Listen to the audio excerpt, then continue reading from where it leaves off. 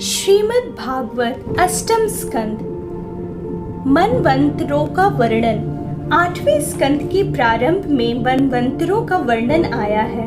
सृष्टि में जब जब धर्म का पराभाव और अधर्म की वृद्धि होने लगती है, तब तब परमात्मा किसी न किसी रूप में धरा पर अवतरित होकर सृष्टि में धर्म मर्यादाओं एवं मूल्यों की पुनर्स्थापना कर समाज को आदर्श व्यवस्था प्रदान करते हैं। इसके लिए वो मनु के रूप में प्रकट होते हैं। मनु तथा मनु पुत्र गण जिनके समय तक सप्तद्वीप वसुमती का राज्य भोगते एवं धर्म पूर्व को अपनी प्रजा का पालन करते हैं, वह समय मनवंतर कहलाता है। मनवंतर का संबंध काल की गणना से है। ब्रह्मा के एक दिन में 14 मनु होते हैं। मनुओं के नामानुसार ही मनवंतरों के 14 भिन्न भिन्न नाम होते हैं। ऐसे 14 मनवंतरों का वर्णन भागवत में है। एक मनवंतर इकसठ चतुर्युग सत्य त्रेता द्वापर तथा कलयुग का समय बीतता है। अभी तक 6 मनवंतर बीत चुके हैं। वर्तमान में 7वां मनवंतर चल रहा है। इसके बाद 7 मनवंतर और आएंगे, जिनका वृतांत भागवत ने पहले से ही दे दिया है। मनवंतरों का नामकरण अवतार लेने से मनु भगवान के नाम पर किया गया है। प्रथम मनु स्वयंभू मनु हुए हैं, उन्हीं के संतान हम सब हैं। दूसरे मनु हुए स्वरोचिस, वो अग्नि के पुत्र थे। तीसरे मनु थे उत्तम, वो प्रिय व्रत के पुत्र थे। चौथे मनु का नाम था तामस मनु। 5वें मनु हुए रैवत मनु। 6ठे मनु हुए चाक्षुष मनु। 7वें मनु वर्तमान मनु है वैवस्त मनु। अगले आने वाले 7 मनवंतरों के नाम निम्न हैं: शावर्णिम मनु, दक्ष शावर्णिम मनु, ब्रह्म शावर्णिम मनु, धर्म शावर्णिम मनु, रुद्र शावर्णिम मनु, देव शावर्णिम मनु, इंद्र शावर्णिम मनु। गजेंद्र मोक्ष। इसके बाद 8वें स्कंद में गजेंद्र मोक्ष की कथा आती है। गजेंद्र एक हाथी था जो कि अपने बच्चों एवं हथनियों के साथ त्रिकुट पर्वत पर रहता था। इस पर्वत पर एवं पर्वत के आसपास बहुत सुंदर वृक्ष लताएं एवं झाड़ियां थीं। यहाँ विविध प्रकार के पशु पक्षी निवास करते थे। पक्षियों के कलरव से वातावरण गुंजमान रहता था। निर्मल एवं मधुर जल के झरने बहा करते थे। अतीब सुंदर सुरमय एवं सुहावना वातावरण था वहाँ का। पर्वत की गिरी कंदरों में ऋषि मुनि तपस्या के लिए आया करते थे। एक दिन गजेंद्र त्रिकुट पर्वत से अपने परिजनों के साथ उतरकर मैदान में भ्रमण कर रहा था। तभी एक अत्यंत सुंदर सरोवर उसे दिखाई पड़ा, जिसका जल बहुत ही निर्मल एवं शीतल था। गजेंद्र हथनियों एवं बच्चों के साथ इस सरोवर में उतरा और अपने परिजनों के साथ मस्ती से जल क्रीड़ा करने लगा। अपनी सूंड में पानी भरकर हाथियों ने एवं बच्चों पर फेंकने लगा। मस्ती और आनंद में डूबा हुआ सरोवर के जल में गहराई तक उतरता गया और तन्मय होकर जल क्रीड़ा का आनंद लेने लगा। इतने में ही एक शक्तिशाली ग्राह ने गजेंद्र का पैर पकड़ लिया। गजेंद्र ने अपना पैर छुड़ाने की बहुत कोशिश की। उसके हाथियों ने भी उसकी मदद की, किंतु मगर से और पैर छुड़ाने में गजेंद्र असफल रहा। बहुत समय तक गज एवं ग्राह के बीच संघर्ष चलता रहा। निराश होकर हाथियों ने अपने बच्चे गजेंद्र का साथ छोड़कर चले गए। गजेंद्र अपने प्राण बचाते हुए अकेला ही संघर्ष करता रहा। जब वह पूरी तरह थक गया तो अंत में अपने परमात्मा से प्रार्थना की। बहुत ही सुंदर स्तुति गजेंद्र की है, जिसका बहुत विस्तृत वृत्तांत भागवत में वर्णित है। गजेंद्र की कथा मनुष्य जीवन के लिए एक श्रेष्ठ उपदेश है। यह गजेंद्र और कोई नहीं, मनुष्य ही है। संसार सुंदर सरोवर है और मगर काल का रूप है। मनुष्य संसार के सुरमय सरोवर में गोता लगाते लगाते आनंद में ऐसे डूब जाता है, विषय वासनाओं में, भोग विलासों में ऐसा रम जाता है जैसे कि काल का कोई ध्यान ही नहीं रहता। और एक दिन ऐसा आता है जब काल उसे आकर ग्रस लेता है। वह जीवन को बचाना चाहता है। उसके परिजन भी निजी स्वार्थ बस उसे बचाने में मदद करते हैं, पर अंत समय में वो भी उसे अकेला छोड़ देता है और तब मनुष्य परमात्मा को याद करता है। काल के विकराल गाल से तो मनुष्यों को परमात्मा ही बचा सकता है और वही मोक्ष प्रदान कर अपने धाम वापस बुला सकता है। अतः मनुष्यों को संसार के विषय भोग में ही लिप्त नहीं रहना चाहिए, अपितु काल और काल के स्वामी परमात्मा का स्मरण भी सदैव करते रहना चाहिए। संसार का कार्य करो, पर आनंद कंद परमात्मा का भी नाम स्मरण करते रहो, इससे लोक परलोक दोनों सुधर जाएंगे। गजेंद्र भावपूर्ण स्तुति सुनकर भगवान श्री हरि बड़ी शीघ्रता से गरुड़ पर सवार होकर सरोवर के निकट पहुँचे। जैसे ही गजेंद्र ने देखा कि भगवान उसके निकट आ रहे हैं, तो उसने सरोवर में से एक कमल का पुष्प सूंड में लेकर भगवान को अर्पित किया। भगवान ने देखा कि गजेंद्र बहुत कष्ट में है और अत्यंत व्याकुल हो रहा है, तो वह गरुड़ से उतरकर सरोवर में कूद पड़े और गजेंद्र के साथ ही ग्राहक को भी बड़ी शीघ्रता से बाहर निकाल लाए। भगवान श्री हरि ने चक्र से ग्राहक मुंह फाड़ डाला और गजेंद्र को छुड़ा लिया। ग्राह पूर्व जन्मों में हु नामक एक श्रेष्ठ गंधर्व था। ऋषि देव लके शाप से उसे यह गति प्राप्त हुई थी। भगवान की कृपा से वह मुक्त होकर दिव्य शरीर से संपन्न हो गया और श्री हरि के चरणों में सिर नवाकर अपने लोक को चला गया। इधर गजेंद्र को भी भगवान का स्पर्श पाते ही पीतांबरधारी दिव्य रूप प्राप्त हो गया। यह गजेंद्र पूर्व जन्म में द्रविड़ देश का पांडवंशी इंद्रद्युम्न नामक राजा था। अगस्त मुनि के शाप से उसे हाथी की योनियों में जन्म लेना पड़ा था। इस आख्यान से स्पष्ट है कि जीव को पूर्व जन्म के कर्मों या अभिशाप को अगले जन्म में भुगतना पड़ता है। भगवान की अहेतुकी कृपा से ही उस योनि से मुक्ति मिल पाती है। अतः वर्तमान जन्म में मनुष्य को कर्मों के प्रति काफी सजग रहना चाहिए। दुष्कर्मों से दूर रहकर केवल सत्कर्म ही करने चाहिए। ऐसा करने से अगला जन्म अच्छे परिवार में होगा और जीवन सुख शांति पूर्वक बीतेगा। गीता में भगवान श्री कृष्ण ने कहा है कि कर्मों की गति बड़ी गहन है। गहना कर्मणो गति। यदि संसार का हर व्यक्ति कर्म ठीक से करने लग जाए तो यह संसार स्वयं में सुख सागर बन जाएगा। समुद्र मंथन। सुखदेव जी जब छठे मनवंतर का संक्षिप्त वर्णन कर रहे थे, तब उसमें उन्होंने भगवान अजीत द्वारा समुद्र मंथन का जिक्र किया। इस पर राजा परीक्षित ने समुद्र मंथन का कारण एवं वृतांत जानना चाहा। तब सुखदेव जी ने समुद्र मंथन का वृतांत सुनाना प्रारंभ किया। सुखदेव जी ने कहा, राजन, यह उस समय की बात है जब असुरों ने देवताओं को पराजित कर दिया था, क्योंकि महर्षि दुर्वासा के शाप से तीनों लोक तथा स्वयं इंद्र भी श्रीहीन हो गए थे। असुरों ने देवताओं पर आक्रमण करके इंद्र लोक पर अधिकार कर तीनों लोकों को जीत लिया।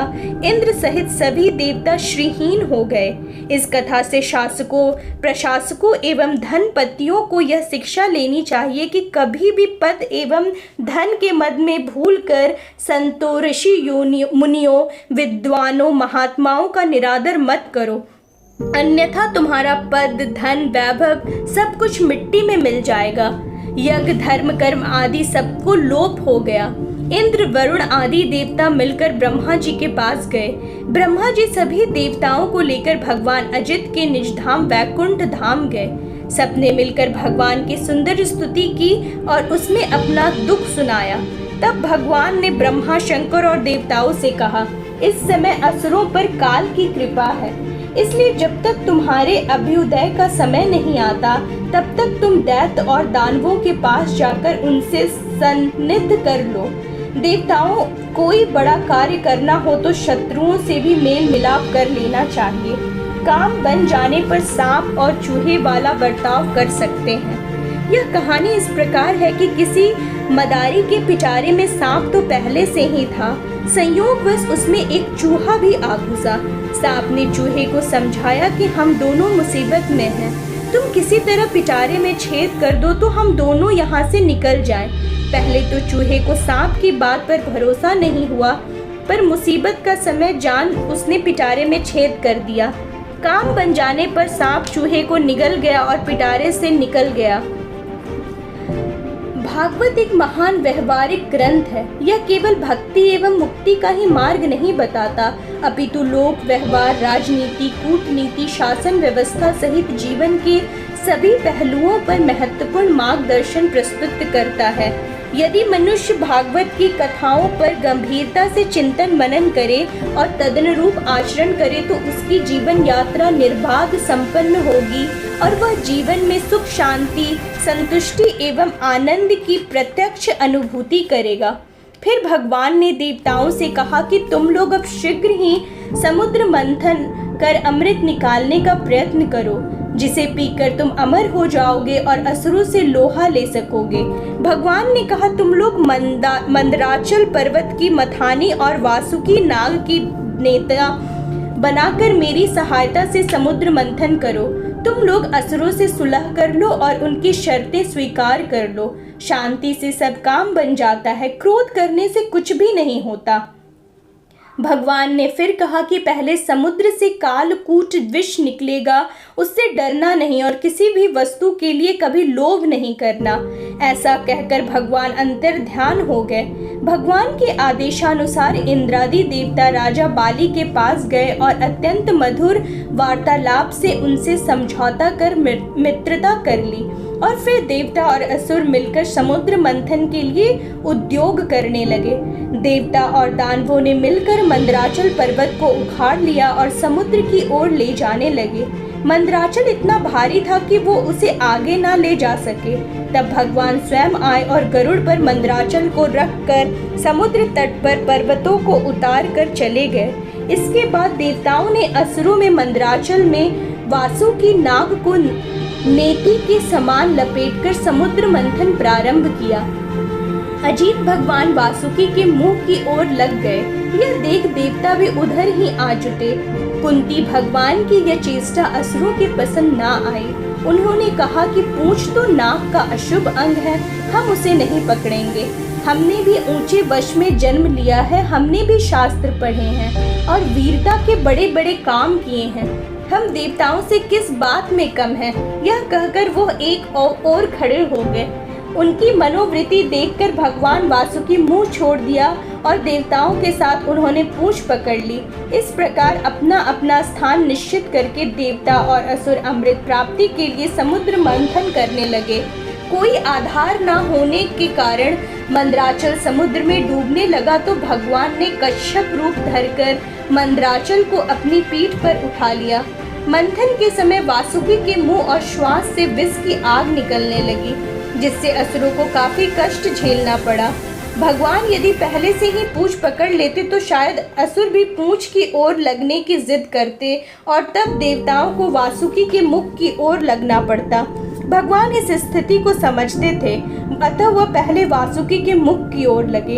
यहाँ भी भगवान हमें यह संकेत दे रहे हैं कि दुष्ट, कुटिल और कपटी व्यक्तियों के साथ बड़ी युक्ति से काम लेना चाहिए।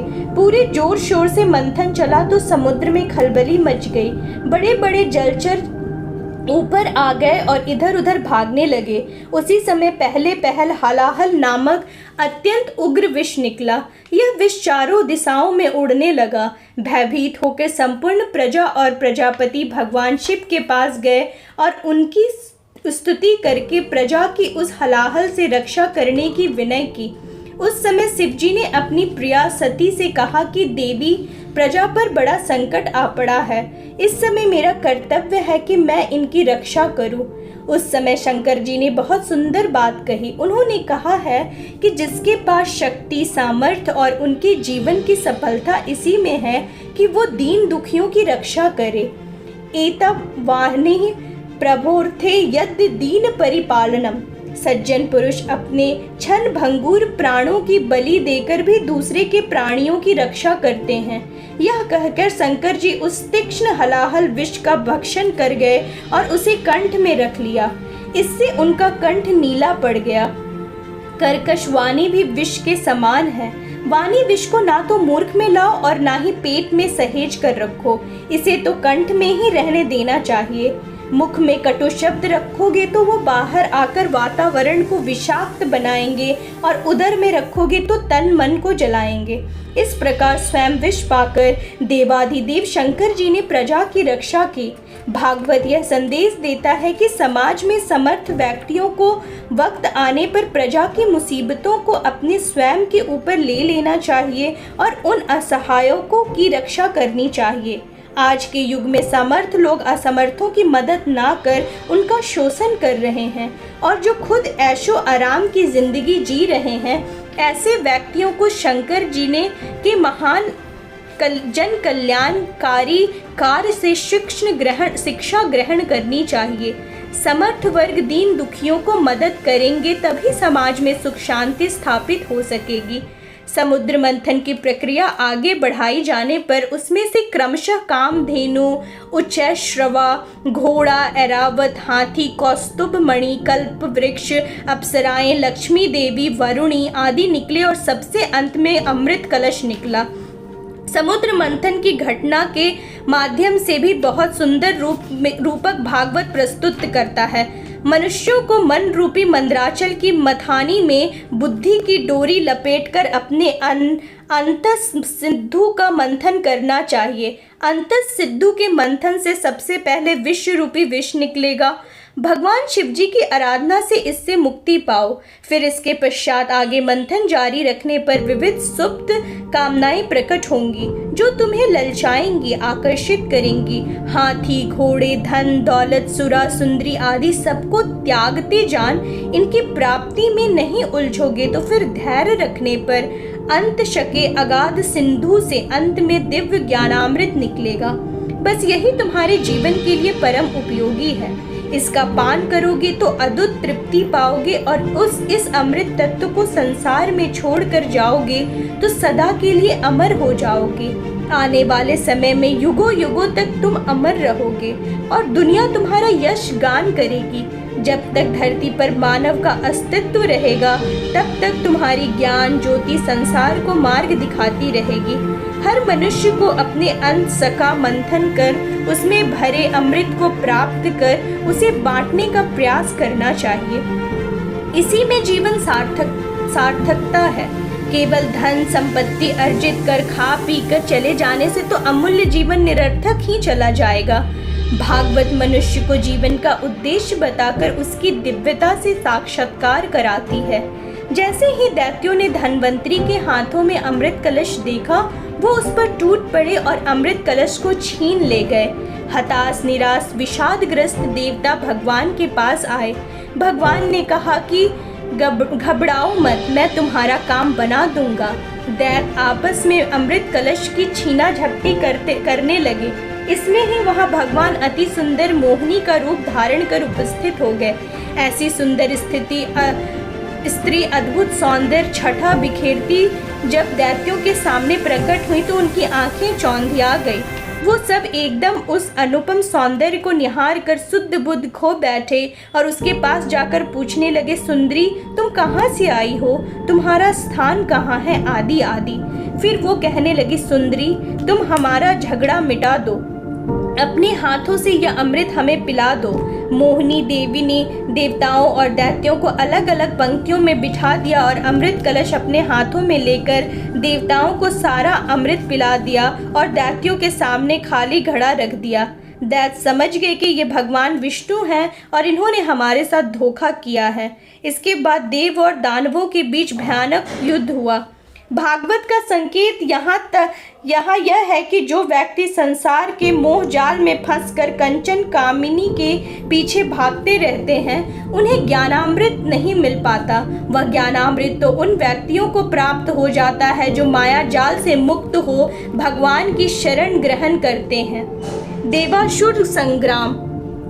जब दैत्यों ने देखा कि हमारे शत्रु देवताओं की बड़ी सफलता मिली है तो श्रम दोनों वर्गों ने किया, परंतु सारा अमृत देवताओं को पिला दिया गया। हमारे साथ छल किया गया तो उन्होंने तुरंत शस्त्र उठाए और देवताओं पर धावा बोल दिया। इधर देवताओं ने एक तो अमृत पान कर विशेष शक्ति प्राप्त कर ली थी और दूसरी उन्हें भगवान के चरण कमलों का आश्रय था ही, बस वो भी अपने शस्त्र उठाकर दैत्यों से भिड़ गए। क्षीर सागर के तट पर भयंकर संग्राम हुआ। दैत्यों के सेनापति विरोचन पुत्र बलि मैं दानव के बनाए हुए वैहायस नामक विमान पर सवार हुए। यहाँ बड़ा अद्भुत विमान था। वह विमान चालक की इच्छा जहाँ होती है वहीं चला जाता था। समस्त युद्ध सामग्री इसमें विद्यमान थी। यह सभी दिखाई पड़ता था और कभी अदृश्य हो जाया करता था। इसी की स्थिति का पता लगाना भी मुश्किल था, बल्कि सेनापतियों में दैत्य उन्मत्त होकर युद्ध करने लगे। इधर इंद्र के साथ देवता भी पूरी ताकत से शत्रुओं पर वार करने लगे। देवता और दैत्यों के बीच भीषण द्वंद्व युद्ध चला। इंद्र ने दैत्य सेना पर बड़ी फुर्ती से वार किया तो दैत्य घबरा गए। तब असुरों ने बहुत बड़ी माया की सृष्टि की। दैत्य अदृश्य होकर देवताओं पर भीषण शस्त्र वर्षा करने लगे। तब देवता अति पीड़ित होकर बहुत दुखी हो गए। उन्होंने आर्त भाव से भगवान का ध्यान किया तो भगवान वहां प्रकट हो गए। भगवान के प्रकट होते ही असुरों की कपटमयी माया ऐसे ही विलीन हो गई जैसे सूर्य के उदित होने पर अंधकार। यह ठीक ही है। भगवान की स्मृति समस्त विपत्तियों से मुक्त करा देती है। हरि स्मृति सर्व विद्युमोक्षणम। परमात्मा को पूरी आस्था, विश्वास एवं समर्पण भाव से पुकारा जाए तो वो निश्चित रूप से ऐसे आर्त भक्ति की मदद के लिए दौड़ आते हैं। गजराज, मीराबाई, आजामिल जैसे अनेक ऐसे उदाहरण हैं जहां भगवान का स्मरण करते ही वो तुरंत वहां उपस्थित हो गए हैं और अपने भक्तों को विपत्ति से मुक्त किया। भागवत की कथाएं व्यक्ति में भगवान के प्रति आस्था एवं विश्वास का भाव जगाकर उसकी भक्ति को प्रगाढ़ बताती हैं। भगवान की कृपा से देवताओं में पुनः उत्साह एवं शक्ति का संचार हो गया और वो पूरी बहादुरी से लड़ने लगे। युद्ध में दैत्य पराजित हुए। देवताओं को स्वर्ग का राज्य पुनः प्राप्त हुआ। आगे सुखदेव जी कहते हैं कि परीक्षित, देवताओं से पराजित होने पर दैत्यों ने अपने गुरु शुक्राचार्य का आश्रय लिया। शुक्राचार्य की कृपा से दैत्यों का बल बढ़ने लगा। इंद्र द्वारा पराजित बलि ने संतों की सेवा की, इसीलिए उसके बल में पुनः वृद्धि होने लगी। शुक्राचार्य ने बलि से विश्वजित यज्ञ कराया। इस यज्ञ से उन्हें दिव्य रक्त प्राप्त हुआ। मनुष्यों को बल, बुद्धि एवं सामर्थ्य गुरु एवं संतों की सेवा से ही प्राप्त होता है। राजा बलि ने देवताओं को पराजित किया। स्वर्ग का राज दैत्यों ने हस्तगत किया। राजा बलि को इंद्रासन पर विराजमान किया गया। देवता घबराकर गुरु बृहस्पति के पास गए। बृहस्पति ने कहा, धैर्य रखो, तुम्हें पुनः स्वर्ग का राज मिलेगा। भगवान में भरोसा रखो और प्रतीक्षा करो। वामना अवतार की कथा। अपने पुत्रों की पराजय एवं दुर्दशा देखकर देवों की माता अदिति बड़ी संतप्त हो गईं। कोई भी माँ अपने बेटों को दुखी नहीं देख सकती। हर माँ की इच्छा होती है कि उनके पुत्रों का यश, कीर्ति जगत में फैले और वो सुख शांति पूर्वक जीवन व्यतीत करे। अतः माता अदिति ने कश्यप से वर मांगा कि उनके पुत्रों को स्वर्ग का राज्य वापस मिले। कश्यप जी ने कहा है कि दैत्य इस समय धर्म और नीति का पालन कर रहे हैं, अतः उन्हें भगवान भी नहीं मार सकते। दैत्यों को शक्ति से नहीं, युक्ति से पराजित करना पड़ेगा। कश्यप ने अदिति को प्रियोव्रत करने को कहा। अदिति ने प्रियोव्रत रखा और पूर्ण संयम से रहकर भगवान की आराधना में लीन हो गई। प्रसन्न होकर भगवान प्रकट हुए। उन्होंने अदिति से कहा कि मैं तुम्हारे घर अवतरित होऊंगा और दैत्यों से युक्ति से राज्य देकर तुम्हारे पुत्रों को पुनः स्वर्ग का राज्य प्रदान करूंगा। यह कहकर भगवान अंतर्ध्यान हो गए। भाद्रपद के शुक्ल पक्ष की द्वादशी के दिन श्रवण नक्षत्र में मध्याह्न काल में अभिजीत मुहूर्त में भगवान माता अदिति के चमुख चतुर्भुज रूप में प्रकट हुए। चतुर्भुज रूप का दर्शन कराने के बाद वो 7 वर्ष के बटुक बन गए। यह भगवान का वामन अवतार था। कश्यप अदिति का गृहस्थाश्रम अति पवित्र था, अतः भगवान उनके घर प्रकट हुए। पति पत्नी संयम नियम से रहे, दोनों में सात्विक प्रेम था हो, ईमानदारी से श्रम कर जीवन अर्जित करे, भगवान की भक्ति में लीन रहकर अपने कर्तव्य एवं दायित्व का पूर्ण निष्ठान के साथ निर्वाह करे, तो ऐसे दंपति के यहाँ श्रेष्ठ संतान जन्म लेते हैं। भगवान भी ऐसे घरों में जन्म लेते हैं। दंपति के आचरण श्रेष्ठ होंगे तो संतान भी सुसंस्कारित होंगे। सुसंस्कारित युवा पीढ़ी ही समाज एवं राष्ट्र को शक्तिशाली एवं समृद्ध बनाकर विश्व में उसे गौरव एवं गरिमा प्रदान करती है। आज हमारे देश को सुसंस्कारों की सबसे बड़ी आवश्यकता है और वह केवल दंपति के दिव्य विचारों एवं श्रेष्ठ आचरण वाली आदर्श जीवन शैली से ही नहीं संभव है, वो जीवन शैली से ही संभव है। भागवत केवल कथाओं का संग्रह मात्र नहीं है, यह एक दिव्य ग्रंथ है जो दिव्य जीवन जीने के श्रेष्ठ सूत्र देता है। अतः भागवत ग्रंथ का स्वाध्याय श्रवण मनन निधि ध्यान से हर व्यक्ति को करना चाहिए। जब वामन भगवान को मालूम पड़ा कि बलि अश्वमेघ यज्ञ कर रहा है तो वामन भगवान ने वहां के लिए प्रस्थान किया।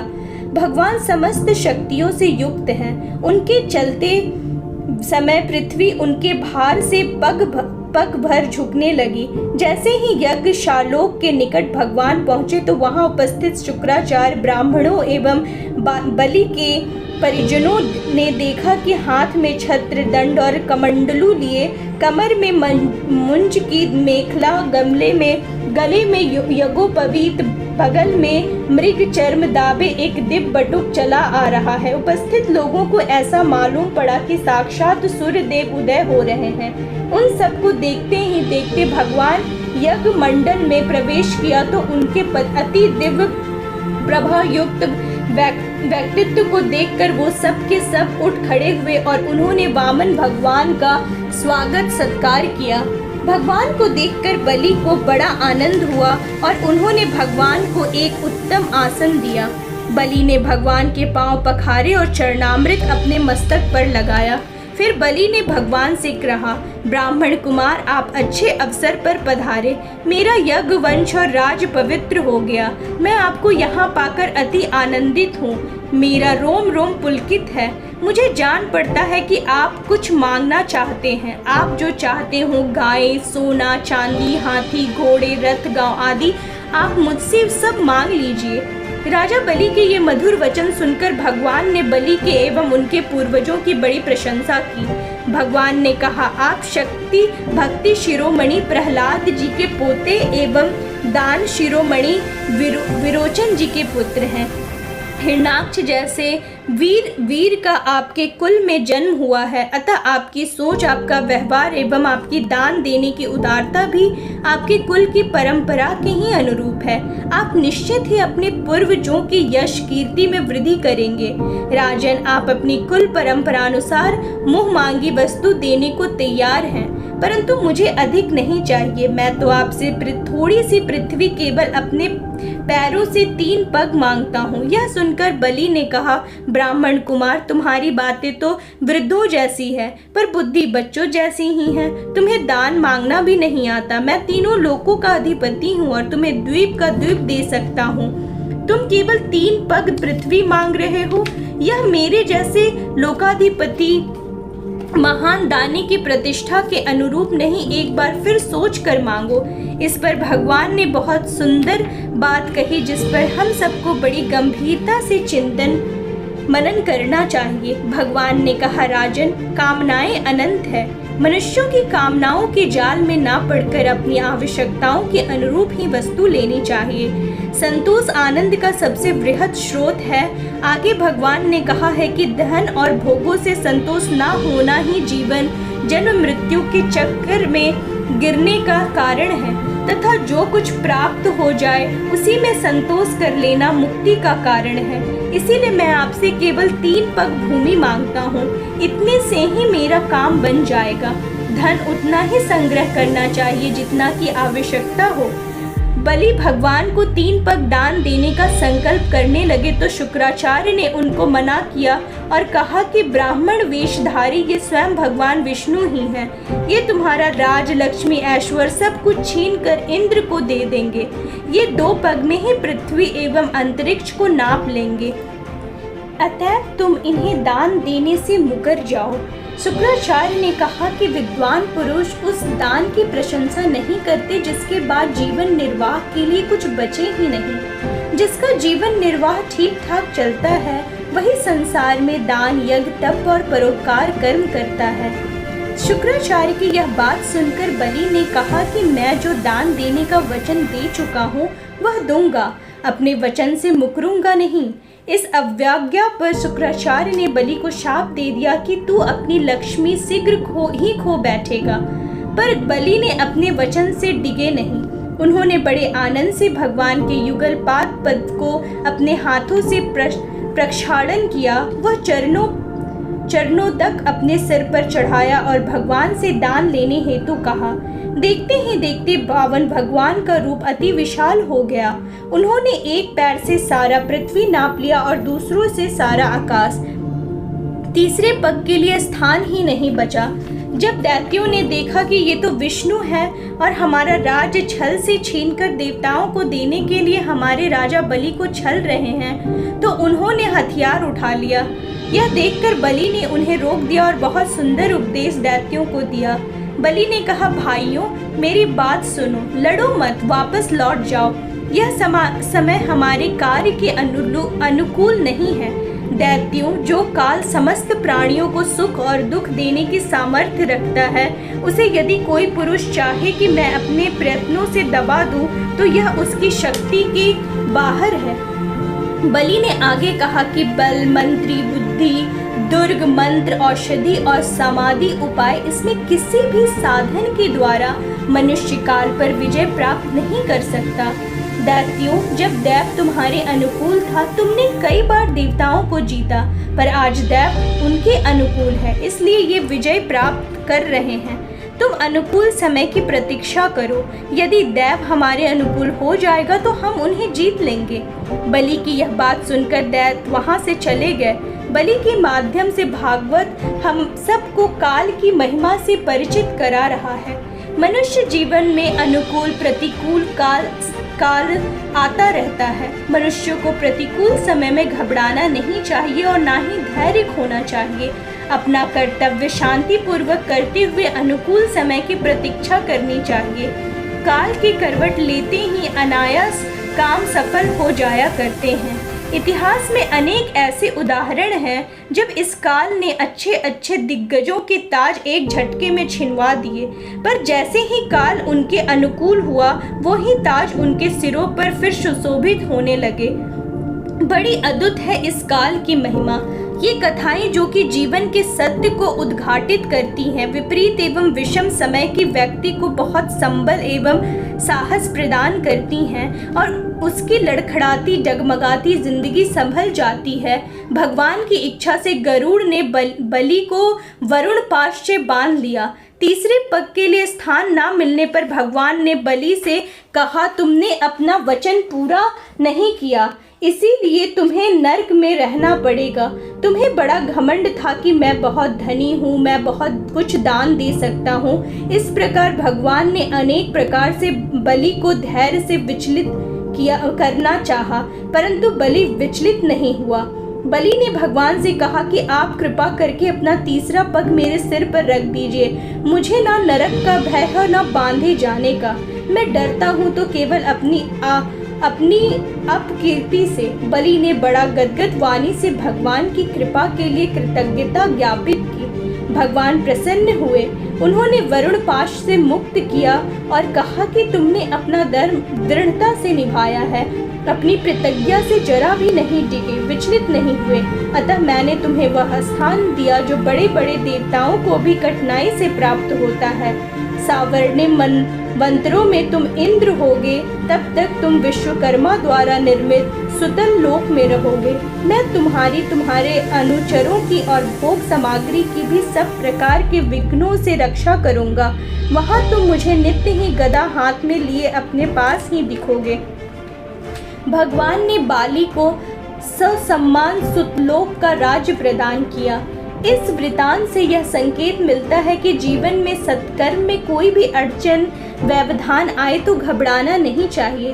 परमात्मा हमारे धैर्य की परीक्षा लेते हैं। धैर्य पूर्वक प्रभु का स्मरण करते हुए निष्ठा पूर्वक काम करते रहना चाहिए।